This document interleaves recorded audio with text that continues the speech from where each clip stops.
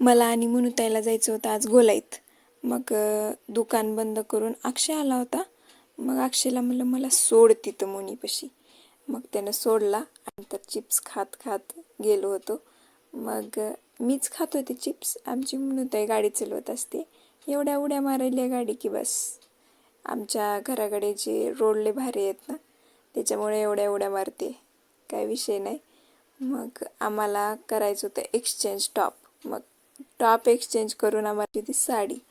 मग एक तर आम्हाला साडी पसंत पडत नाही, त्याच्यातून दाखवणारे तर एक नंबरच असावं लागते. तर मग त्याच्यातून 40-50 साड्या बघितल्या, त्याच्यातून एक साडी घेतली. मग आमच्या मुनुताईच्या वॉचचा ग्लास तुटला होता. मग तिथं गेलो होतो बदलायला, तर त्यांनी म्हणले नाही आमच्या इथं भेटत नाही. आणि नंतर आम्ही ड्रेस घ्यायला गेलो होतो. तर आम्हाला बाहेर गेल्यावर कळाले की आमची एक पिशवी तिथंच राहिली आहे साडीची. किती असे कसले भारी डोके आहेत ना आमचे, विषयच नाही.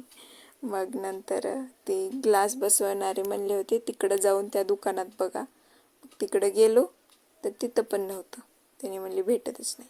काय मग आलो घरी आणि भेटूयात मग उद्या. Okay bye.